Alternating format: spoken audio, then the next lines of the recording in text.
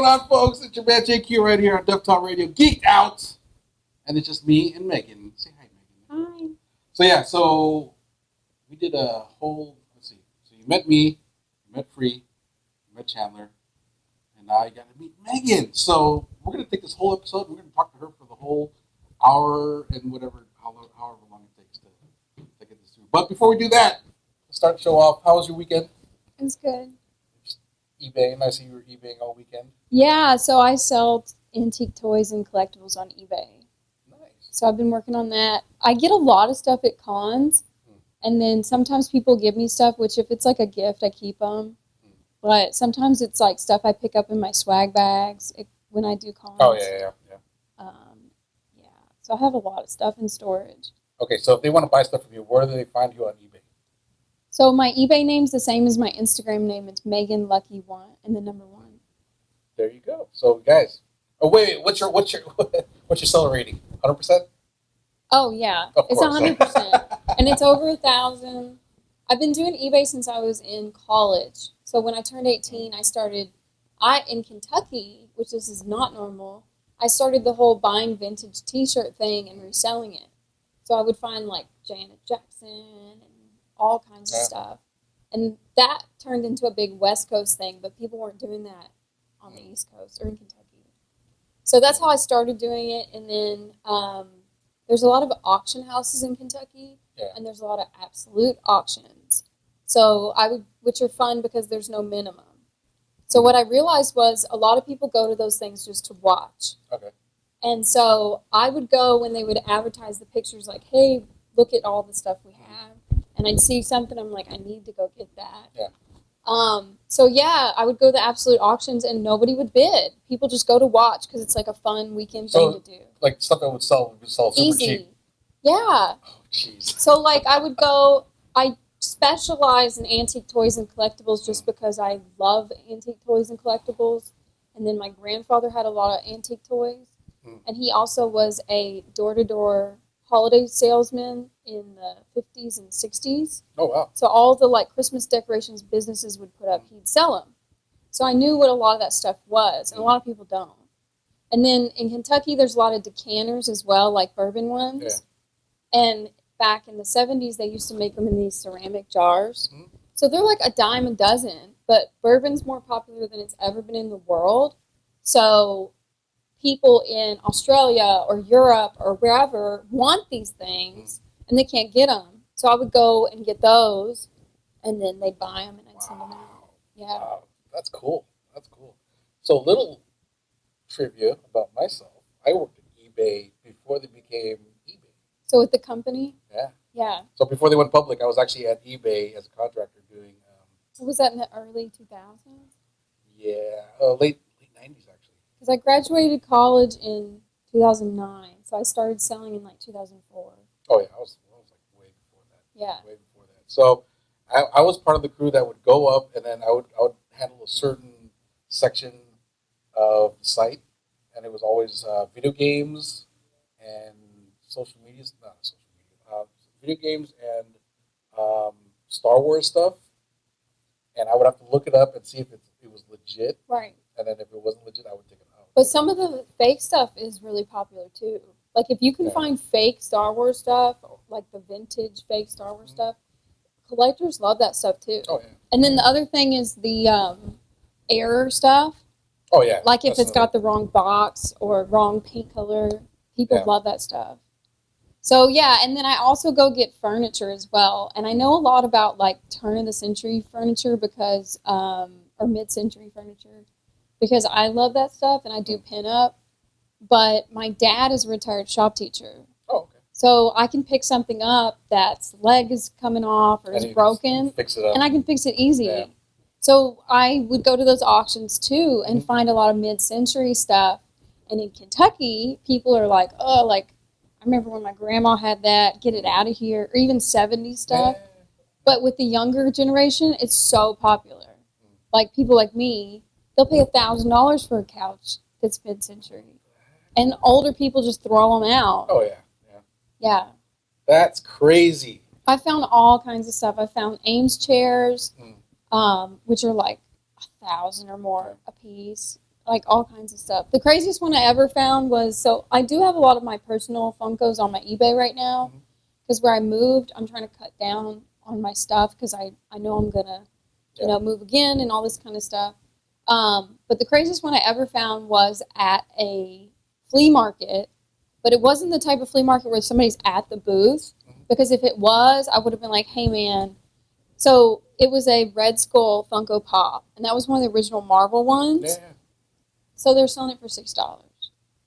It at the time, that was like 3-4 years ago, it was $250 on eBay, and now I think it's like $500-600 value. So we were able to find it for $6. Holy smokes. And I sold it in like 4 days for $250. But that's what it was worth on. There's a guide. It's called the Pop Price Guide. So I go by that. But yeah, like if the guy was there, I would have been like, man, I can't do this. Like I have to give you like $100 at least, you know. But that's my point, is people just don't know. Yeah. I even went to Goodwill here in Vegas, and I found a lot of people don't know designers. So I found a Oscar de la Renta formal dress that you would see somebody on the red carpet with, and it was $7. It's like $1,000 dress. Yeah. And I'm just like, ah. Yeah, people do that a lot because, like, I used to be a shoe collector. Yeah. And people would just go and be like, "Oh, I found these pair of shoes," and like, clean them up and then sell them for like. I think people don't have time to look. They also don't know what stuff is. Yeah.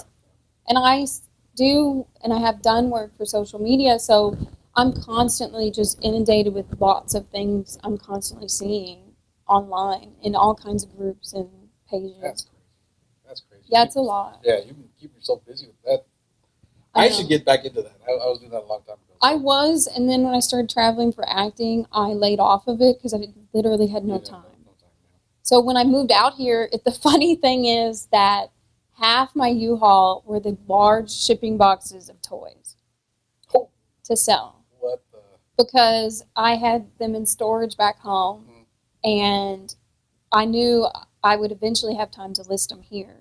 So for the last week, that's all I've been doing is working on my store. Because one of the bars I work at, it's kind of like the slow season right now, so I've had extra time. That's good. And then I also left for an acting job, so I really needed to like make up that money because it'll be a while before they send me my check. Yeah. Wow. Yeah, so it's a lot. But what I always say is I started doing it in college because I was taking like 18 hours one semester. So I didn't have time to have a part-time job. And I wanted money to go out with my friends and I love concerts, so I wanted money for that. Yeah. So eBay was the easy way of making extra money, and it's all safe where it's like 1 in 10,000 chances that somebody could screw you over. So I started doing that. But when I moved here and a couple of years ago, when I started doing acting, it really gave me a way to make extra money to stay on top of it. And what I always say is, like, if you really want something, you'll find a way to make it happen. Of course. Of course. So, before we get into all your stuff. What did you do this weekend? What did I do this weekend? It was Memorial Day weekend, so we barbecued at Ron's house on Monday. It rained, though, didn't it? Because I was at the bar all weekend working. A little bit, but not on his side of town. Okay. So we were there, and then what did I do Saturday? Saturday went to. Oh, we went to go check out AEW, which is All Elite Wrestling, which is the new federation. And there goes my phone. Excuse me, 1 second. I need to silence this stupid thing. Okay. Anyways, sorry about that. So yeah, went to check out All Elite Wrestling, which is the new federation that's supposed to be in big competition with WWE. I think I saw that. Was that downtown? No, that was actually at the MGM Grand. Oh. So usually, like typically for new startup feds, like they won't do big venues. It'll be like a Sam's Town or like. I think some of the guys that used to come in the bar I worked at are in that. Oh really? Yeah, because a lot of wrestlers would come in the old bar I worked at. Oh, nice. Yeah. So, which I'm not so much into that. Yeah. But everybody back home is, and so it was funny because some of the people were like, "Oh, I can't believe you waited on them." Yeah. But they were all really, really nice, and they all tipped very well. Yeah, because if they have the money, they can do it. They were very nice. Yeah. But yeah, so I did that on Saturday. There's at least I don't know what the capacity is of MGM Grand, the Garden Arena, but they said there was like 13,000 there. Yeah, wrestling's huge. I think it's like when we were younger, we would really want to go to these matches in real life, but they didn't have them very many places in the country at that time. And it was kind of a situation, too, where a lot of people's parents were like, I'm not taking you to that, or I'm not spending money on that. Yeah. And now that we're adults, this kind of goes into, like I go see the Backstreet Boys, it's the same thing. Mm-hmm.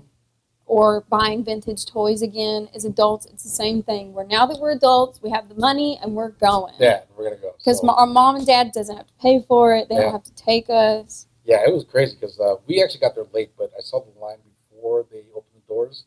And that thing was like, there was like one line on the back end of MGM. There's another line toward the front, inside. It was crazy. So. Well, another thing with that, too, is that now it's also a thing where wrestling wasn't so much our parents' generation. They were like, that's violent when it got started.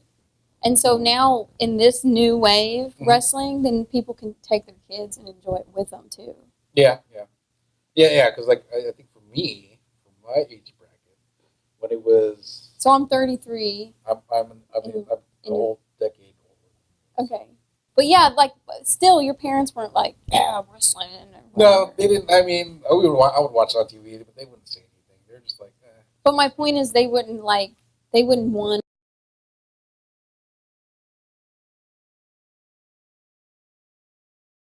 People were taking them. Yeah, because like late '90s, mid to late '90s, and then the early 2000s, everything was super violent. There was blood all over the place. It was crazy. Yeah. You obviously couldn't take your kids there because kids get freaked out. Yeah. But it's like boxing. I've been invited to some boxing matches. I'm like, no.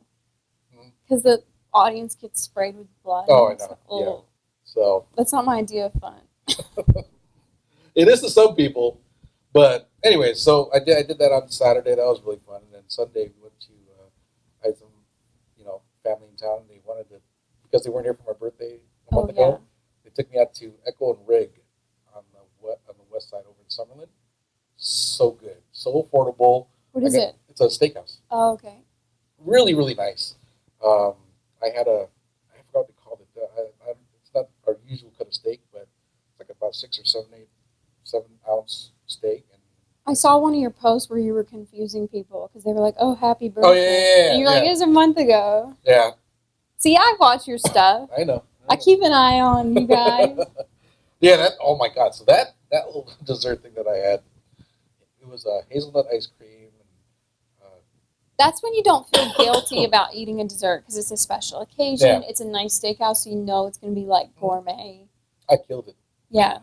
Even though I shared it with everybody, they're like, "No, man, go ahead." So I was like, "All right." Yeah. Ate it all up. So I had that, and then that was pretty much it. That was my weekend. I'll have to go there. Yeah, I mean, like you expect a steakhouse to be like, you dish out a couple $100 for steaks, right? No, this place is super affordable. Yeah. But it's super fancy, and food's really good.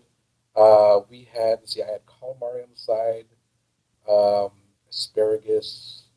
What was the other one that we had? We had this. Oh God, cauliflower. Like cauliflower is kind of bland, but I don't know what they did to it, but it was really good. So. Yeah, it sounds like I'm gonna have to check it out. Yeah, Echo and Rig. It's in the Tivoli Village in Summerlin. So check it out when you guys get a chance. Anyways, you want to see? We got. Well, you know what? Let's go ahead and take a break, and when we get back, we're gonna focus on you for the next 45 minutes. 45 minutes is a long time. Okay, well, I mean, you never know. We can go an hour and a half like this. Okay, so when they did mine, I was totally like, yeah, I'm gonna talk really fast and get through it, and then by the time we're done, we'll probably get an hour. Dude, I was talking for like an hour and a half. Yeah. So. I mean, I don't know. I have a lot going on and a lot that I've done in my short life, as my parents say. But there's also things I'm not allowed to talk about, too. Of course. So then I have to skate around it. We'll do some skating. We'll do some skating. So when we get back, we're going to talk to this young lady. Stick around.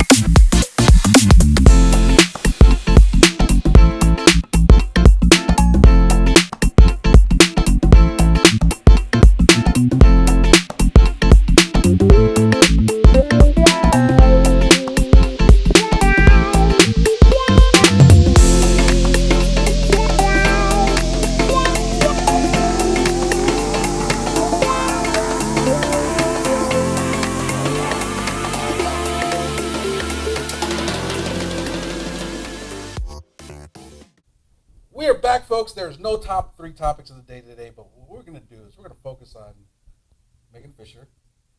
She's super nervous. Don't be nervous. It's just us and the YouTube family and our Facebook family. We're gonna, we're just gonna dive right in and talk about your life and where I came from. Yeah. So let's start. Okay. So I know we're gonna talk about what you're doing now for a big part of the interview, but I want to find out, like, how did you lead up to that? Like, were you in theater when you were a kid, or any of that stuff, or was it? So how did it start? I'm from a very small town in Kentucky. Okay. It's the capital. It's a weird dynamic because we've got all the state government, but it is still a very small rural town. And then there's also a historic African American college there, so that brings a whole nother culture to my hometown. So my dad is a shop teacher, and he at a public school, or he's retired. But I actually went to a private school because my parents were not into, the school. Some of the public schools in Kentucky are underfunded. Okay. So they're not the best education you could get. So they really wanted us kids to have like a really good start. So anyway, I went to a private school from pre-K 3 to 8th grade, and I was the artsy kid. Oh. There was only 20 people in our class. Mm-hmm. So I was always very, then they would call me weird and stuff, which is funny because most of the stuff I was into either became popular or is very popular now. So anyway, just like the comic book nerds back in the day. So anyway, that's kind of how I got into the realm of like entertainment a little bit. I was always doing things out of the box and like doing art shows even as a kid. And then when I got to high school, it was really when I started reaching out into other things I was interested in, like music, but I don't play instruments and I'm not a singer. So as soon as I graduated high school, I started DJing for radio in college. Oh, nice. And then I moved back to my hometown, and I had my own radio show in my hometown. And then, so it's kind of like when you have one job in the entertainment business and people, especially being a girl, people are constantly like, hey, will you do this? Or will you do this too? Or whatever. So I got a lot of opportunities to do other things. So I started doing some modeling jobs, but I'm very short. So they would be like brand ambassador or promotional work. And a lot of times they'd tie into the DJ thing. So I would MC, or I would go to big events and represent a company. Like I've gotten to go to the Super Bowl and like all kinds of stuff. Nice. It's insane. So eventually, I guess that leads me up to, I'm jumping around a lot. That leads me up to like moving back to my hometown. I started doing some different contests, like national ones, international ones. And I did one for like Playboy Miss Social. But it wasn't a nude contest. It was like a social media thing. So I did really well with that. I placed. So when you say contest, like what is it? It's like a modeling competition. Okay. And you have to get people to vote for you and like promote your social media and stuff. So one year I placed it was like top 6 in the world with that. So that was a big deal for me because I love Playboy. And then that opened some other doors where people are like, hey, I want you to do this job, or all kinds of stuff. I emceed for Coca-Cola, So the whole acting thing came about because where I went to private school, we didn't have a lot of sports teams, and we didn't have theater, and we didn't have any of that stuff. So I never got to go down that avenue. When I got to high school, because I didn't go to the middle school with all those kids, because they had been together their whole life, then I was the outsider. I was actually the only new kid in my entire school when I went my freshman year. So it was good and bad because people were like, who is this? Yeah, and I was that weird artsy kid. So I was wearing like red sneakers and my Smurf t-shirt and not wearing like Abercrombie and Fitch and all the stuff, because I didn't get it. So anyway, I tried to do theater, but because I wasn't in their group that had been together, then I only got little bit things in that. And so I never really got to do anything with it. So when I graduated college, they were filming Secretariat. Disney was filming Yeah. Secretariat I remember. in the town in Lexington, which is like 45 minutes from my hometown. So I applied for that, and there was literally like thousands of people there, and they called me back like immediately. And at first, I guess whoever they casted me, and then whoever looked at my paper saw my age, and so they wanted me to play a news reporter. And so I show up for my wardrobe fitting, and it was really cool that being like my first experience for the acting stuff, because Disney's huge and they're very, very secretive. So like we had to go to like this secret location for the wardrobe fitting. So when I showed up, they were like, "Oh no, honey, you look way too young to be a news reporter." So they made me a hippie. It was like essentially like a hippie fan, but there was only like 10 of us, and so they put us with the main cast. So I did this scene where I was with Kevin Connolly. He played E on Entourage. Oh yeah. And then I was in another scene with Nelson Ellis, who was in True Blood. Okay. He actually recently passed away. Oh, I didn't know that. Yeah. So, but I was really, really excited to work with him because he was like my favorite person on True Blood. Oh, really? So I had always met people like all along, the way, and I'm always really good at meeting people. So I wasn't like starstruck. I was just like, wow, this is really cool. And like getting to see behind the scenes of like a Disney movie was really cool. And Disney pays very well. Oh, of course, I wouldn't doubt it. So I got to do that, and that kind of bit me with the bug, I guess you could say. And then I decided that I was working legal for the state government in Kentucky because I've worked legal jobs for years. And I went through like some really big life changes. So I was like, you know what? I really want to try to do this like for real because I've always wanted to do this. So wait, before we talk about that, so Secretariat, that was basically your first film. That was the one that really got you going, right? Okay, so if we were to watch the movie, would we be able to see you, or? Yeah, the scene where, so I don't know if you guys know anything about, Secretariat is the horse that won the Triple Crown, which is the 3 horse races, and one of them is the Derby. So everybody knows what the Derby is. So the Belmont race, which is the 3rd race, that's the one they filmed in Lexington. Okay. Because they filmed them different places, but Disney went in and like made a fitted sign and like put it over the one that was already there. Oh, gotcha. And like CGI'd it and stuff.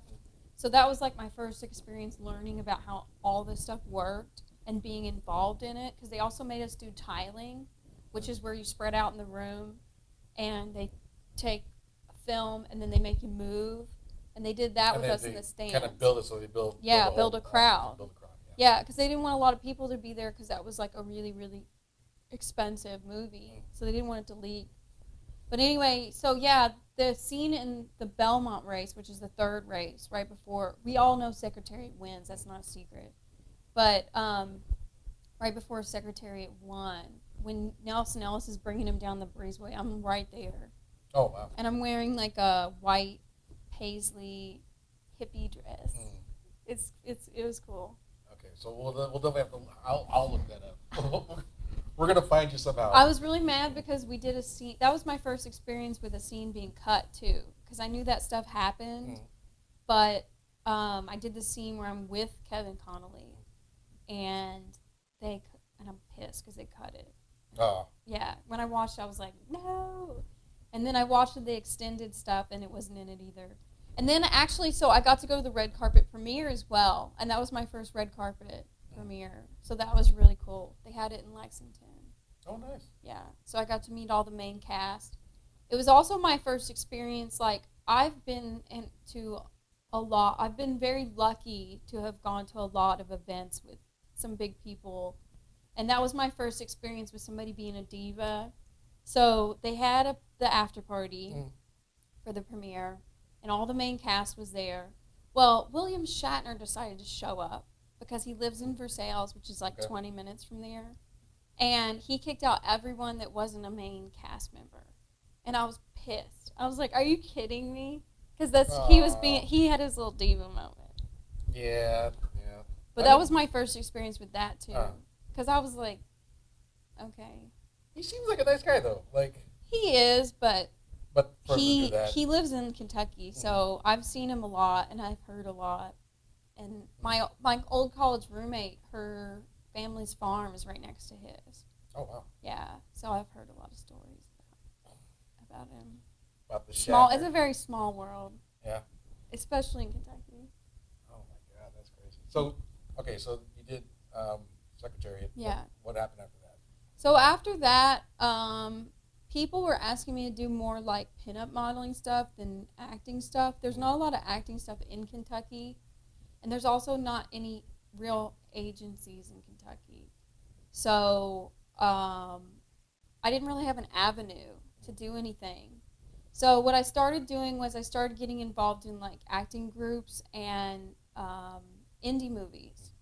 So I started trying to do that, which is great for like learning your way around the way things are supposed to work and memorizing scripts, and it's essentially practice. And so I did that for a while, and I kind of got disappointed because it seemed like almost any indie project I worked on, so I'm a girl that looks younger than I am. So I would get cast a lot as like the daughter or the other woman or the girl in the horror movie. So sometimes it would have like a sexual undertone in my role, which I'm okay with to an extent. But with indie movies, there's no regulation, so I would either get like hardcore sexually harassed, and I'm not down with that, or I'd put in all this work and like ask off work and buy my own wardrobe and drive really far, pick up other actors, go to practice, and then it would never get made.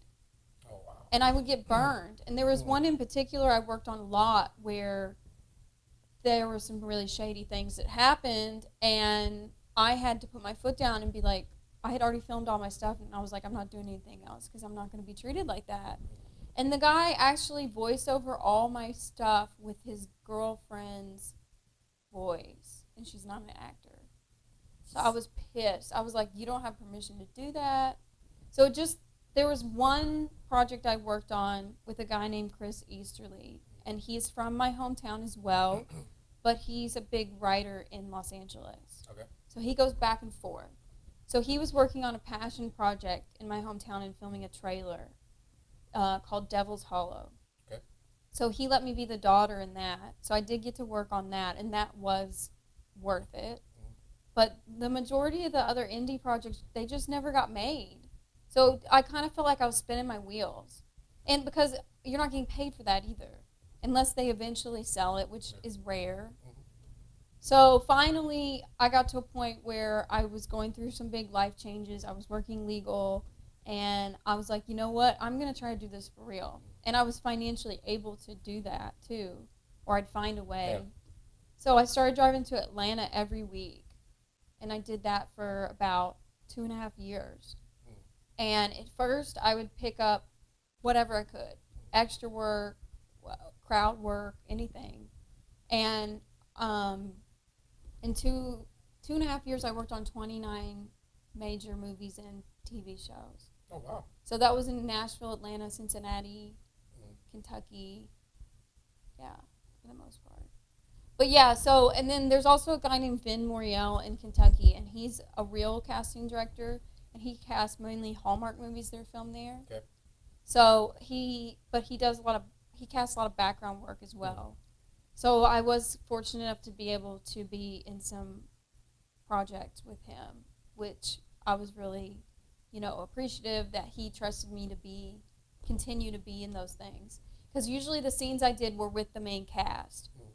There's a movie called My Teacher, My Obsession, where I'm with this guy named Rusty. Okay. And he's a bigger actor, up-and-coming actor. And he's talking to me like the whole scene. And you can see me and everything. So that was cool. And then I did another one in John Voight's Hallmark movie where I'm sitting at the bar and Trevor Donovan's talking to me the whole time. And he's the bartender. Yeah. So I got to do that. And then I got to be Kevin Farley's other woman in an episode of Billy Ray Cyrus's TV show. Oh, my God. Wow. Yeah. So that was really, really cool experience because I was a really big fan of Billy Ray when I was a kid. and I didn't have very many movie jobs or TV jobs under my belt at that point. So it was a featured part, and they take me in. Of course, I'm dressed all sexy because that was the bit. So they take me in. They sit me on the set while they're setting everything up. There's nobody else there, and here comes Billy Ray. He sits down next to me with his guitar, and he's like, "What's up?" And I'm like, "Is this real?" You know, because Billy, he's like a legend. Yeah. And so he just starts playing guitar, and I'm like, okay. Like, this is really happening? So then they took me in the back, and they made me hang out with Kevin Farley so that we could get comfortable with each other. Because we weren't, like, kissing or anything, but we were, like, dancing together. The whole point of the scene was to piss off his girlfriend on the show. That was the point. Because she was supposed to walk in and catch us at a show doing that. So, yeah, and it was really cool because Kevin kind of stepped up in the acting after his brother Chris Farley had passed away. So, and they act a lot alike, you know. Of course, they're different people, but that was really cool. And I talked to him a lot, so that was more of like a fan. I mean, obviously it's a job, but that was very, you know, kind of fan. Yeah, that sounds like a total cool experience. It was weird. I was like, where am I? Yeah.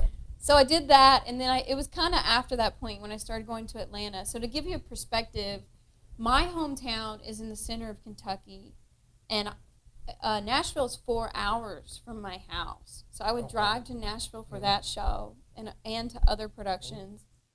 And then Atlanta's 7 hours from my house. So I would make the drive every week. Wow. So what started happening was I would do whatever I could, and then casting directors got to a point where they knew they could trust me. Because when you're on those big sets, people watch you. They watch everything you do. They watch everything you say.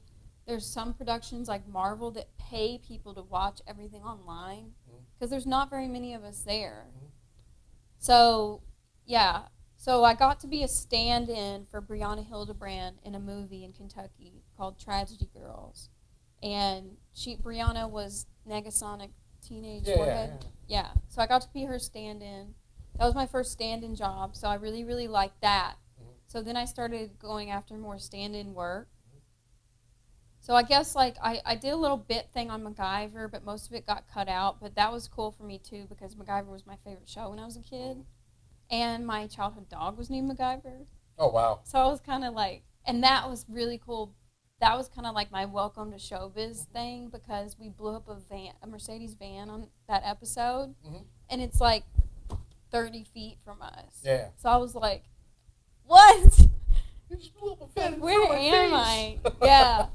So I got to do that, and then I guess the next big thing I got was on Thor.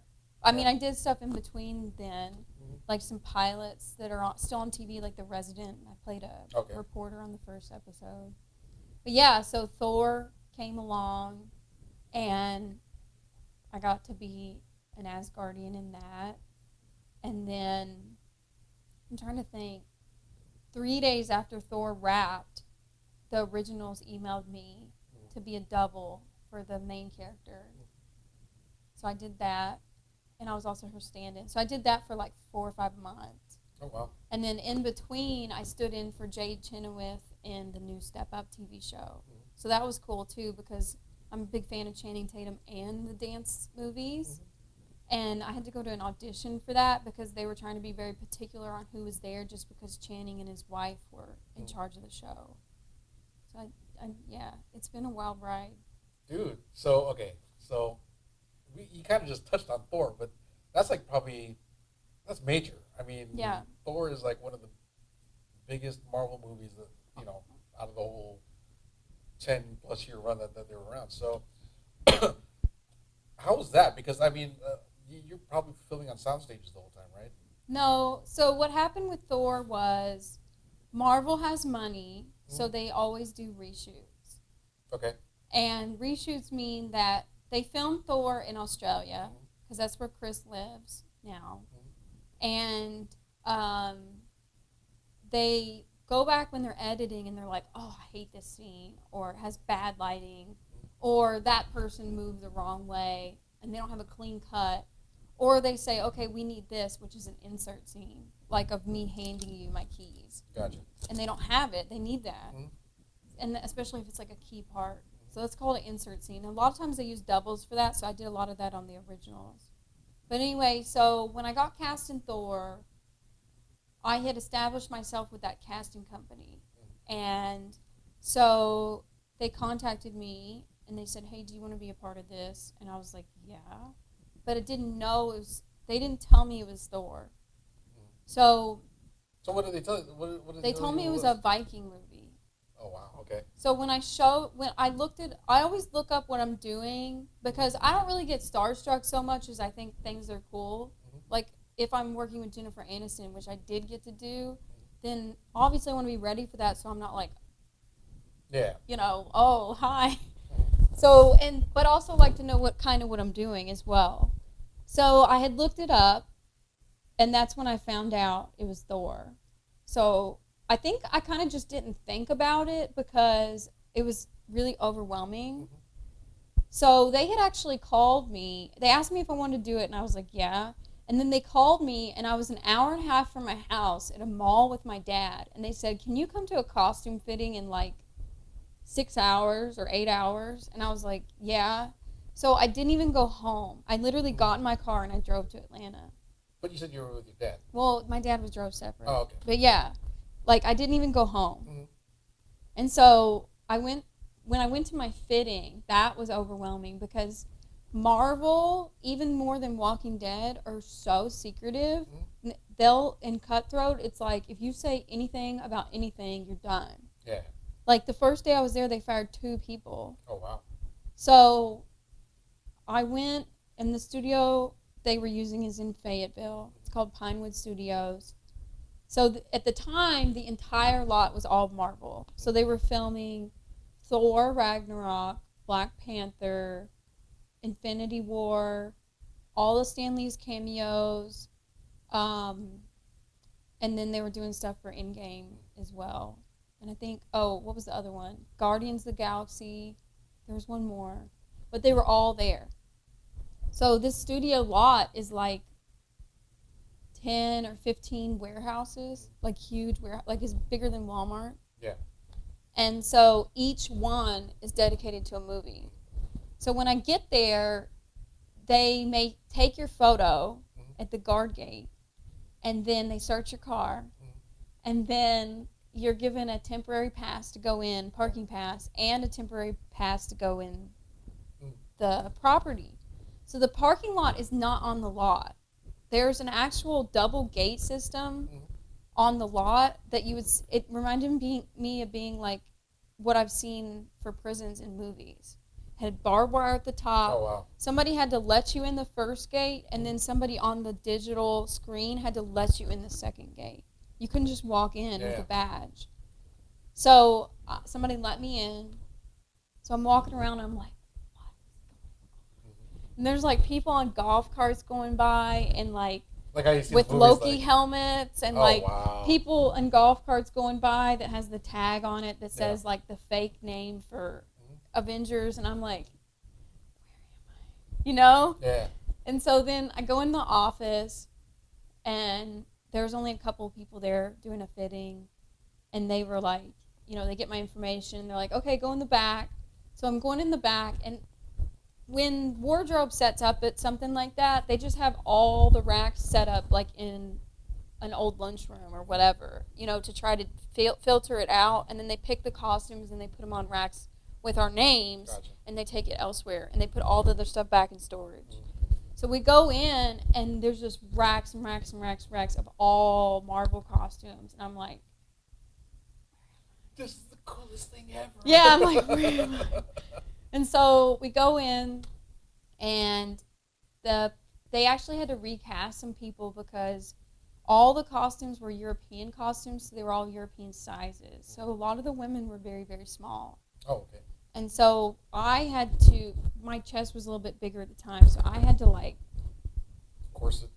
Yeah, like kind of tape it down because I was like, I'm not being sent home today, We're gonna make this work. Yeah, and so they tried a couple of costumes on me, and then they picked this one that I wore the whole Thor movie, and it was like this green, basically like a Greek goddess type dress, except it was made out of drapery material. Oh wow! So it was very thick and heavy and hot. Not that I'm complaining, but I mean, I've seen the picture. Yeah, it looks. I want to try to buy it. So all the costumes from Thor were sent back to a warehouse in LA recently. Okay. So I don't know if they'll go up for sale or not, but I'm gonna try to find it. You should be like, hey, look at this. No, I know, because it has my name on it too. Oh, really? Because that's what they do. They save it. Nice. They save your costume. Like, that's your costume. Yeah. So, yeah, I want to try to find it. But anyway, so yeah, and then they decorate you with jewelry, and then they take your picture, and you go home.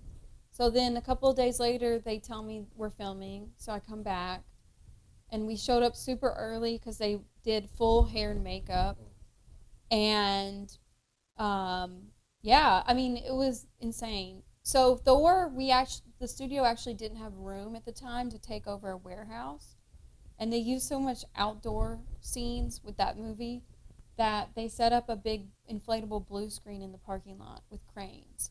Wow. And so, and they set up like the Rainbow Bridge there and like everything, Asgard, everything except the Loki statue was there in real life. Like the cobblestones and the pedestals. Obviously the background wasn't there. But, so yeah, like the first day I worked, it was like over 100 degrees. And we were out there.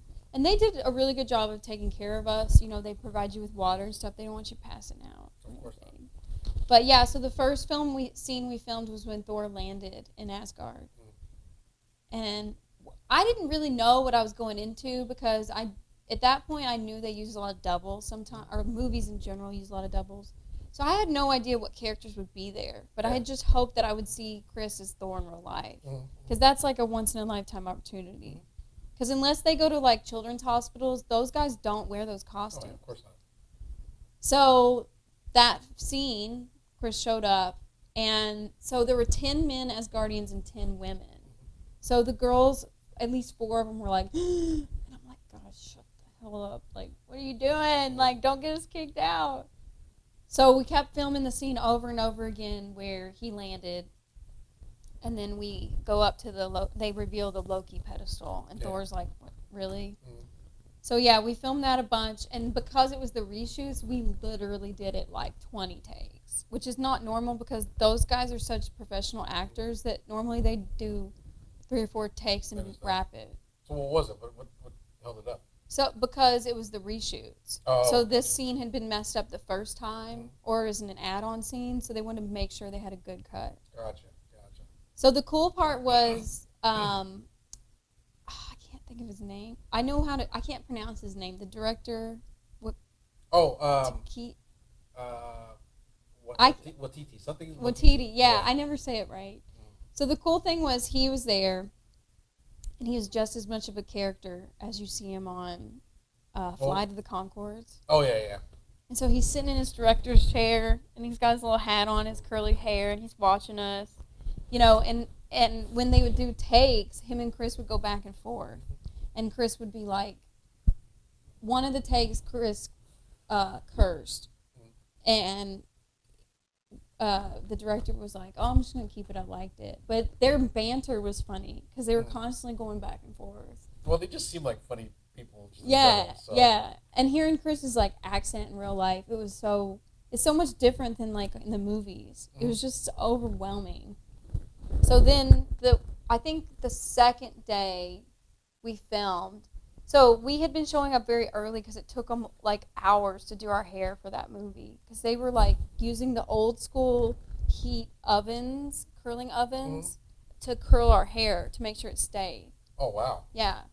So anyway, we were getting there about 6 a.m. every day, but the second day we got there at like 4 a.m. And we were all like, what is going on? Because it just wasn't normal for that production. And so then we sat in holding for a long time, too. And we were just like, what is going on? Like, this is not normal. Because when you do you can sit and holding on any other thing, but when it's something like this, you don't, because they're like, let's get this done. Yeah. So it turns out that Stan Lee showed up that day. So he was scheduled to come, but they didn't know when he was going to come. So they had to set up all the stuff for all of his cameos for those movies. So we finally get brought out, and then they kept pulling Stan off, so things kept getting, like, we had a lot of downtime. We were waiting.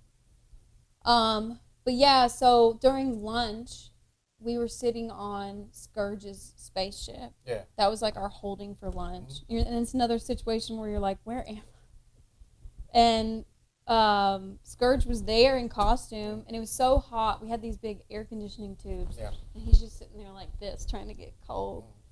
So I remember I had actually taken, I'm not supposed to do this, and I shouldn't say this, but I had actually taken a little 5-minute nap because it was so hot outside. And I told one of my Asgardians, I was like, hey, wake me up when we go back down. And so all of a sudden I get woken up, and there's a big commotion, and that's when Stan had showed up. Oh, wow. And he was like, hey, guys. And it was cool because we weren't just like pedestrians. We were like characters in his universe. And we were like there, and he's there, and you're like, where am I?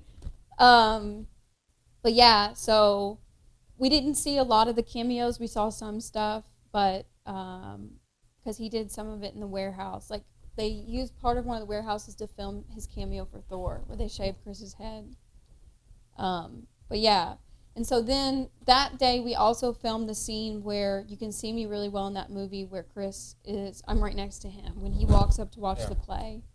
So when we were setting that up, the whole time I was like, I really hope I get at least one good shot with one of the main characters, like in the movie.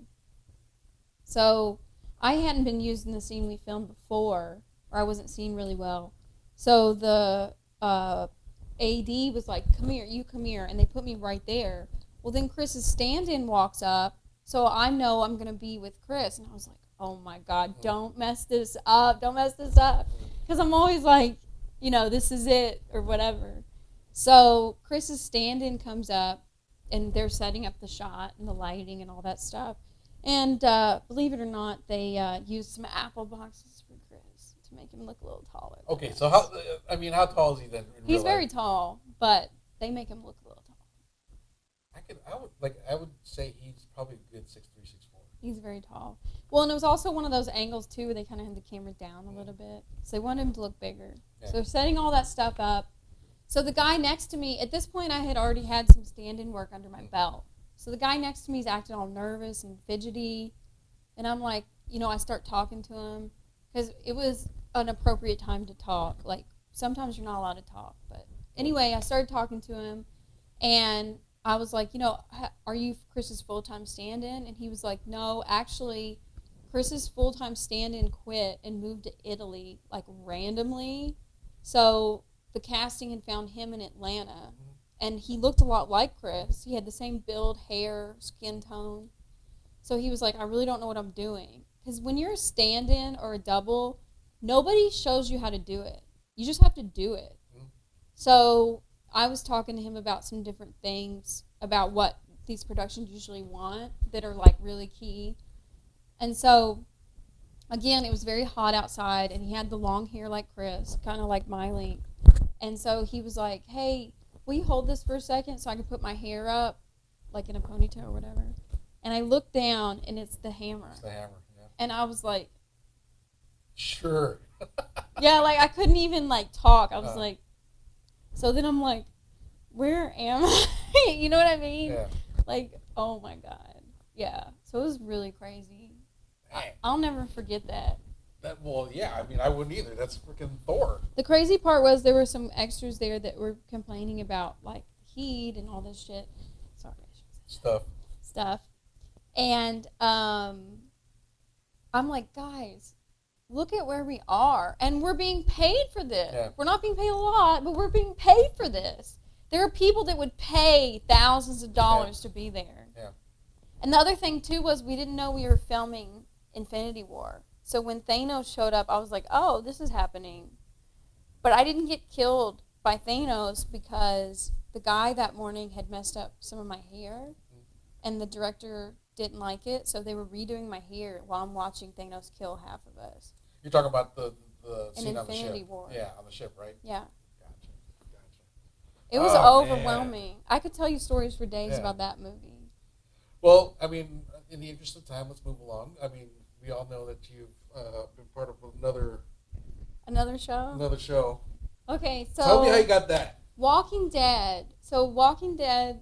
So again, I'm from Kentucky, and Robert Kirkman's from Kentucky. So I've been, nothing really happens per se in the entertainment business in Kentucky. There's nothing really filmed there. Most big actors leave, like Johnny Depp, George Clooney, Jennifer Lawrence. So when something happens in Kentucky that's a big deal, everyone knows about it. Everyone's excited for it. So Frank Darabont did season 1 of The Walking Dead, and he's like a legendary director. He already had like established name in Hollywood. So everybody's like, oh my God, this Kentucky show is coming to AMC. And Tony Moore, that was the original comic book artist, is also from the same hometown as Robert Kirkman. Nice. That's how they got together. I think he's from a town close. No, he's from the same hometown. That's how they got together. So anyway, I've been watching the show since day one, and I've been a very big fan of the show for a long time. Kirkman has been in my hometown several times. I've had the opportunity to talk to him several times.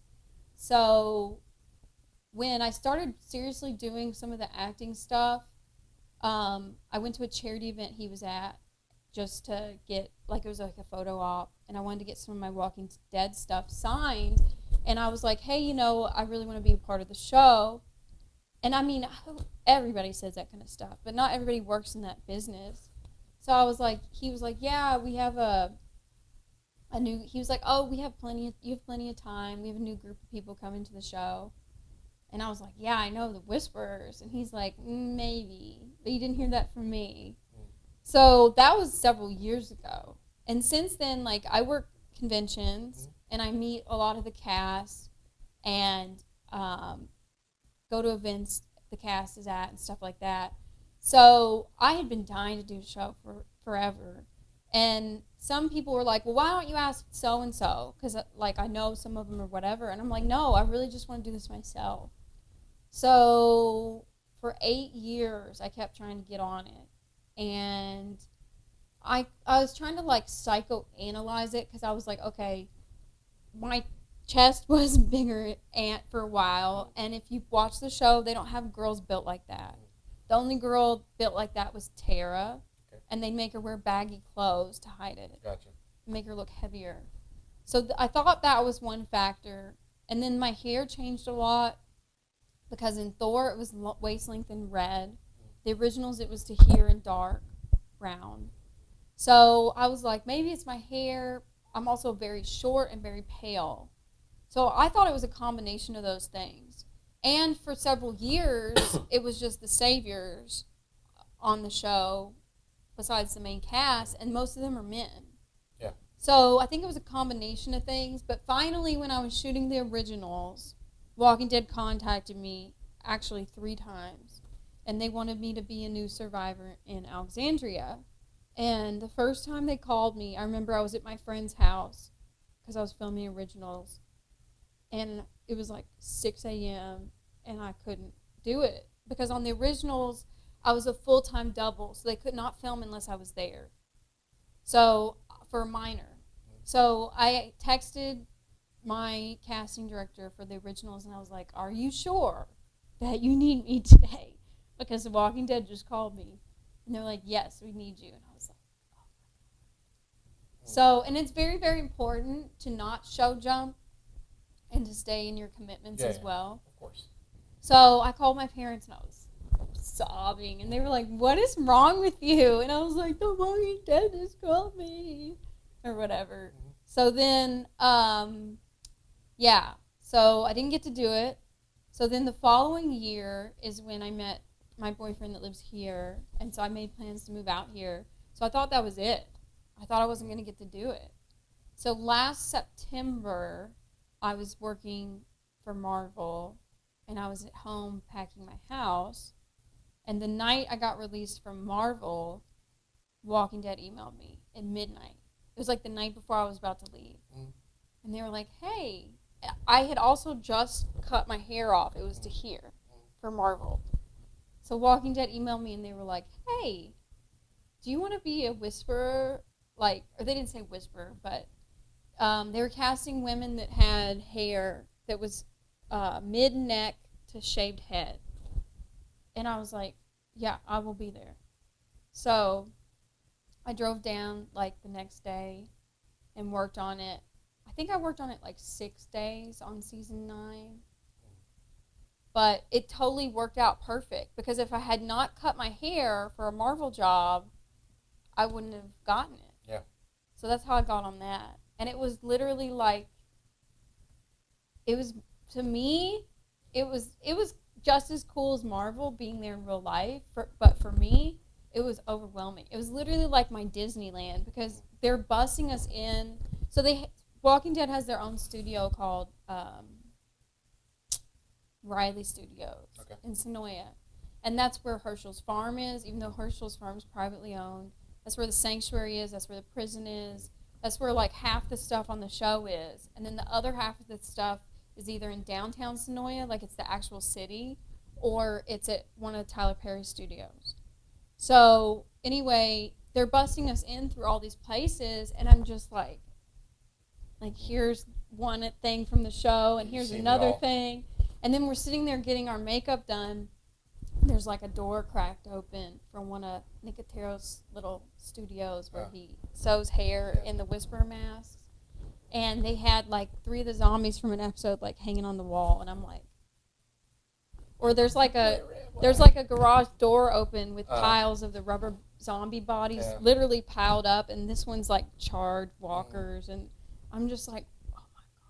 The craziest thing though was the first day I worked, they had all of our wardrobe they're storing it in part of the sanctuary at the studio, and we go through the back door, or they told me to go through the back door to return my wardrobe.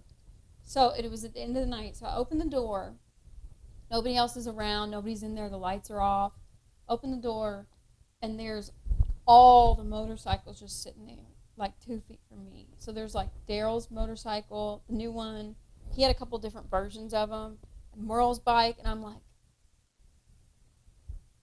it's all right there. Yeah. And you're just like, what mind blown. Yeah. And like when it's something like you're a big fan of, then you're just like, oh my God. I would probably react the same way, so I don't doubt it. Yeah, no, it was, but then you have to keep it, okay, keep it under control. You got to play it cool. Yeah. Yeah. And then inside you're just like, yeah. I mean, it's cool being a fan of the show, but they're very big on trust. So, and just like Marvel is too, because there were some things we filmed with Marvel that I had to keep my mouth shut for like years, because I was there, and I'm like, it's funny to me too when you work in this business and people talk about things in public, like speculating, and you're there and they don't know. Yeah. And you're just like, yeah. But that was really cool. That was definitely like a bucket list thing to be a part of that show. So I'm on season 9 for that. All right, so we got to wrap this up, unfortunately. And like I said, you're like, I don't know if I can talk about it. Like, dude, it's already past 3. So. Oh no. No, you're good. We're boring Jeff in there. Well, what else all right, is there? So, is there anything else? When we get back, we're gonna talk about future and all that good stuff. And cool stuff that you can tell these fabulous people what they can do. So. Okay. Anyways, stick around, guys. We'll be back in just a minute. Point.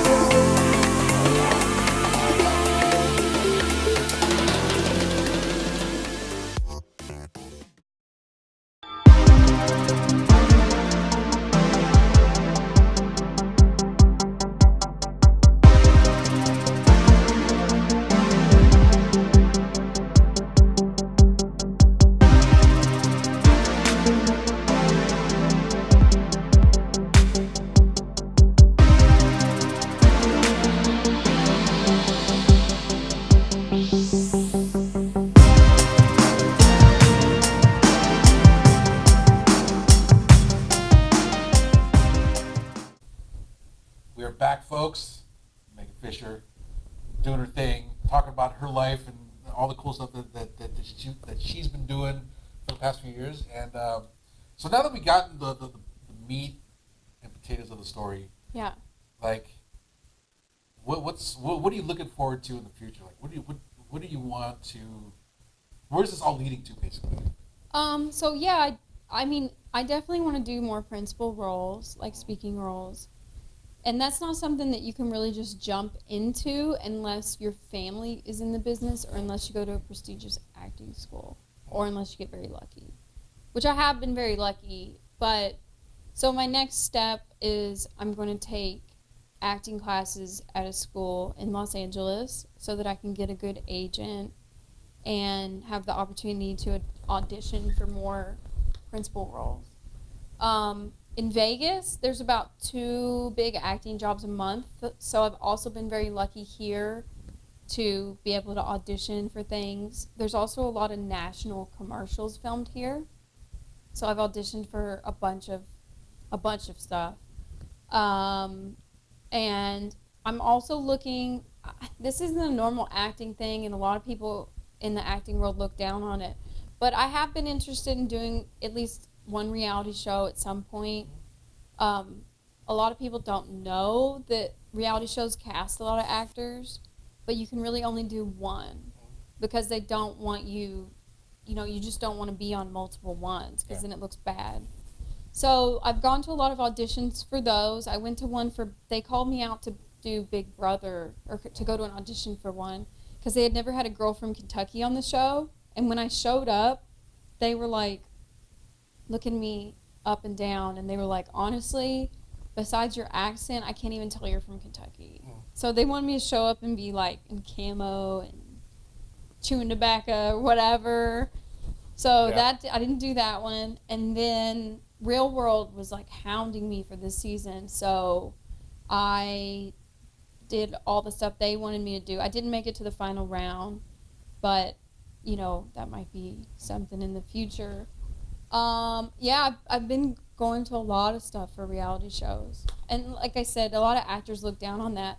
But honestly, like if I got on a show like Big Brother or Real World, I would act like crazy so that I could be like, see what I can do. You know what I mean? Because I'm not that person. Look at my range, guys. I mean, exactly. And then, just kind of seeing what happens. It was a really big leap for me to come out to Vegas. And I finally did it. Yeah. It was like my comfort zone staying in my hometown. And I finally got away from it. Well, I mean, that's kind of the story for a lot of people that move out here. Like, they needed something different, so. Mine wasn't, I love my hometown. I love the people in it. The problem is that there's no entertainment jobs there at all. No. And unless you have kids, there's nothing to do. And even if you have kids, there's nothing to do. And so I just needed a different lifestyle. And I was originally planning on moving to Atlanta. Atlanta, besides the work, is not my lifestyle either. Because I was being cast in rapper birthday parties and stuff. I've seen that, and as cool as that is, it's not my scene. Because I would be like the only one of me there, and they would be making fun of me and stuff. So I'm not interested in girls that are pretty much naked running around and all the craziness. You can see some of it on my social media. I worked 21 Savage's birthday party. Yeah, I saw that. Yeah, a few months ago. They texted me the other day, wanted me to do another one. I was like, no, I can't right now. I mean, if it was like Drake or something, but some of them are just even a little too much for me. One day I'm going to write a really good book about it, but. Yeah. So anyway, Atlanta wasn't really my scene either, just because it is a big city and like I didn't really have my niche there. So I came out here, and You're slowly making your way to the West Coast. Right, and like I had a history with Vegas, so I was already knew Vegas, and I was running social media for Planet Hollywood, and like my boyfriend got me out here, so all those factors combined, got me here. But it's also like the scary thing about LA is everybody's like, oh, it's so expensive, and blah, blah, blah. And I'm paying a lot of money for rent here, so it's not going to be that much different. Oh, it's going to be a lot different. I'm saying, like, but in LA, I can probably get a roommate and, like, or whatever. True. Yeah, like, my rent here is $12.15 a month. So in LA, it's going to be almost that much. Maybe. Speaking for somebody that's lived in California, I know how bad it gets. Right, so. but I'm just saying, like, it's a very much different than Kentucky. Because rent in Kentucky is like $350. Yeah. So to go from that to paying $12.15 is a huge jump. Oh yeah. So it's getting me better prepared. Mm-hmm. And I don't even know if LA is really where I want to live. You know, I don't like moving around a lot either. That's not my idea of fun. Or you can even just stay here and just travel. Commute. Well, I thought about that, and I had planned on that. I had set up everything with the Meisner School, and then I got tickets to one of the Talking Dead episodes that I was on The Walking Dead for, and those tickets are very, very hard to get, so I was really excited. So I left like 2.5 hours early, and the problem is that, you know, when I was traveling to Atlanta every week from Kentucky, which is 7 hours, there's a bunch of different roads you can go. You can take the old road, you can take the highway, you can take one of like 3 interstates to get down there. From here to LA, there's one road. So when I went to go do Talking Dead, I got stuck in traffic for like 2 hours. So that really proved to me that this is going to be harder than I thought. And the acting school also is like, if you miss one class, you're out. Oh, jeez. So I can't take that risk. Yeah. But yeah. I get it. So anyways, so you got that going for you. Yeah. What kind of advice would you give anybody out there that would want to do what you're doing? I think that you can't be afraid to ask for advice from people. I have people like message me every day, which I get a little overwhelmed with, but I really try to like help people. So that would be one thing, is like, don't be afraid to ask for advice, but also be like realistic. Like, you know, I know what I get typecast as. So if you know you're getting started, then you got to work with what you have. And I think that's one of the reasons that I've been successful so far, because I really go after jobs I know are attainable. And then the other thing too is, like, as cool as it is, like, you really have to keep your mouth shut, because that's part of it. Yeah. And like, there's been so many times where I'm like, oh, I wish I could take a picture right now, and I just can't. You can't. You know, so it just becomes like a memory. The other thing too is, like, I think people a lot, when I got certain jobs, people were like, how did you get that? And I'm like, because I went to the cattle car, or because I just applied for it. Yeah. So I think sometimes people think that things are so unattainable when they don't really realize what they could get if they just tried. So basically what you're saying is just put the effort in. Yeah. That's what you got to do, right? Well, and you also have to be very dedicated to it. I mean, I was literally making 14-hour round trips a week to do this. There were times where I didn't have money to, you know, do much. And there was a couple of times where I was asked to stay extra. I'd sleep in my car. Like, whatever. I'm working on Thor. Like, hell yeah, I'd sleep in my car. Yeah. So, you know, you have to really be willing to make it happen. Make the sacrifice. Yeah. Whether that's a meal or whatever. Yeah. Well, that's cool. Well, see, we learned, like, what? It's almost 3:15, and we've learned a bunch of stuff about you. Jeff's ready to go. I'm just kidding. No, I'm just kidding. I'm kidding. We need to have Jeff on the show sometime. And we're gonna have to just interview you one day, and you're like, screw this. It's gonna be like a 30-minute interview. So if you don't know who Jeff is, Jeff does our videography. Jeff is our production guy. Don't call him a PA. He's a videographer. Sound engineer. A little bit of everything. I guess. Anyways, that is it for our show, folks. We got to wrap this up. Again, check out Megan on give her your social media. So my Instagram is Megan Lucky and the number 1. And then Twitter, anything on Twitter, or the same thing? Or do you have Twitter? Yeah, I don't really mess with Twitter much. I do post, like, I have like my reposts on there. Yeah, Yeah. Instagram. And then my Facebook's Megan Shell Fisher, but you'll have to follow me because I think I'm maxed out. Yep. Instagram's the best way. And then if you want to get at me for like anything like business related, because I stopped giving out my number because it was too much. And people message me on my social media and it's too much. So if it's business related or you need advice, you can email me, and that's mcfisher85@icloud.com. And that's all business stuff, and I return all my messages for that. See? You never get that. Anyways, thanks everybody for tuning in. That's Megan, and I'm Quincy, JQ, and this is Geeked Out, and we are out! Peace.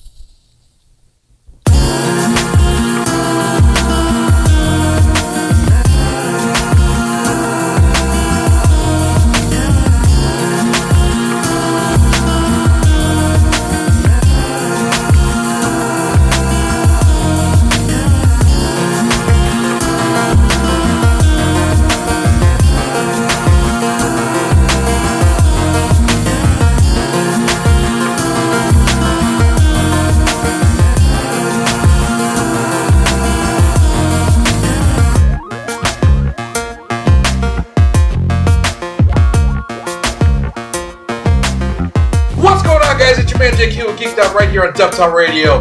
If you want to get more content from us, better make sure you hit that subscribe button.